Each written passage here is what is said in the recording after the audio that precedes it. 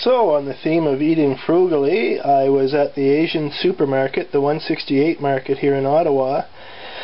I saw that they had some wonderful looking pork neck for 99 cents a pound. I've never had pork neck before, but it looked like it had really great meat on it and not much fat. I got it home here, and sure enough, that appears to be the case. So what I'm going to do, what you see here actually, there's for scale my hand. It's a small pressure cooker. What you see here cost me about $1.80.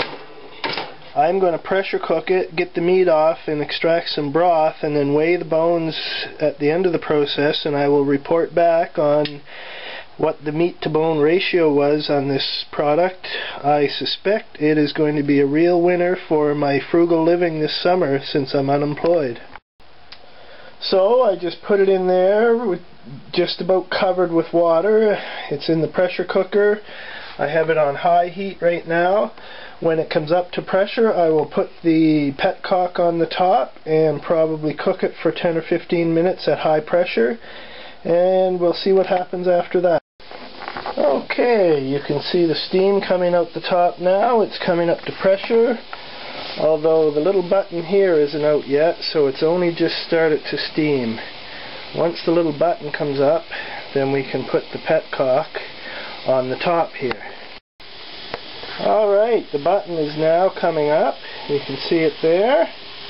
It's now in sight, so I am going to apply the petcock and let this come up to pressure, after which time I will just let it cook for 10 or 15 minutes. The reason I'm choosing to do this in the pressure cooker is simply because I want an efficient way to get the meat off the bones right now. I'll figure out something else to do with it, even if I just can it up for later use. I just want to weigh the bones and see what the meat to bone ratio is on that meat that I just bought.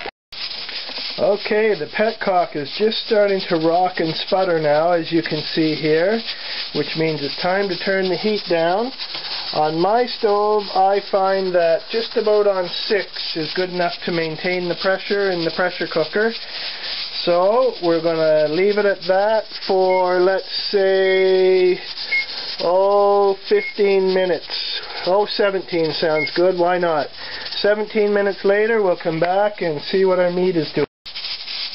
Alright, the time is up, so we are going to turn this off, and we'll just leave this for a while to cool down some. Okay, all quiet on the western front. The button has dropped back down again, you can see, so it should be safe to remove this, and safe to open up the cooker. Woo! Still steamy in there though. Ooh, smells nice. Now I just cooked that with nothing in there at all. Just in hindsight, I probably should have put a bit of thyme in there, but my main goal here is to separate the meat from the bones and then weigh the bones afterwards to see what kind of a ratio we've got, what kind of value for the money is in pork neck. Okay, I've scooped out all the meat onto a plate now, and I'm just going to let it cool for a little bit before I start separating the meat from the bones. Alright, so separating the meat from the bones is really easy, especially after being in a pressure cooker. After being in the pressure cooker, it just sort of separates by itself with a little bit of encouragement from your fingers. I'm putting all the bone and cartilage and excessive fat over here on this plate that I'm going to weigh in a little bit, and I'm putting all the good meat down here on this plate over here, and we'll get a comparison to see whether or not this pork neck was good value for the money. But just judging by what I'm seeing here so far, I think it's going to turn out to be extremely good value for the money. And I'll just finish off the rest of this and then we'll move on.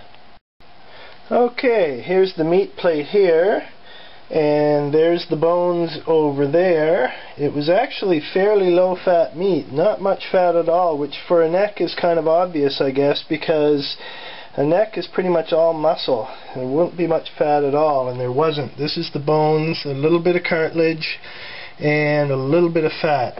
Now, after I weigh this, I'm going to take it and put it right back into my pressure cooker, because there's still lots of good yumminess on those bones for making a nice broth with the rest of the stuff that's still in there. Like I've said before, we don't waste things around here, and I definitely am not going to waste the opportunity to make a really awesome broth out of this. And of course I'll figure out something to do with the meat as well. Okay, here we are over at the kitchen scale. The package I bought at the Asian market was 1.815 pounds. And let's see now what we have here for a final weight. 268 grams, which, just doing some very rough math, is a little better than a half a pound.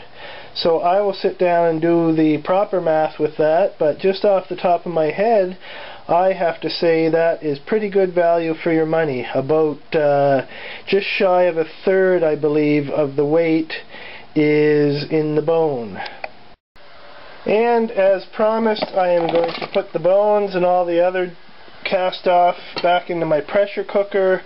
I will add another couple of cups of water, and I am going to turn the heat on high to bring it back up to pressure.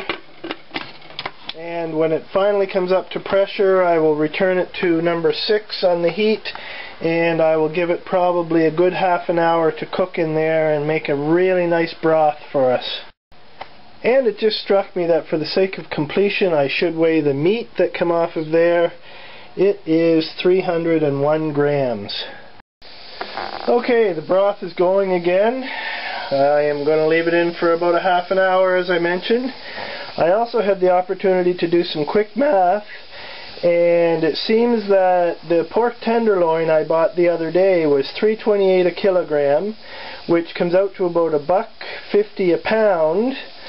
And that happens to be the same price as the pork neck that I just bought, when you account for the fact that about 1/3 of it is bone. So in fact the pork tenderloin is the same price as the pork neck, so this is not such a great bargain as I had originally thought. Although it certainly would be a much better choice for making broth than a pork tenderloin would be, because the bones will add quite a bit of flavor to your broth, which is what we have going right here. So there you go. I'll probably buy this again, but it's not such an amazing bargain as I originally thought it to be.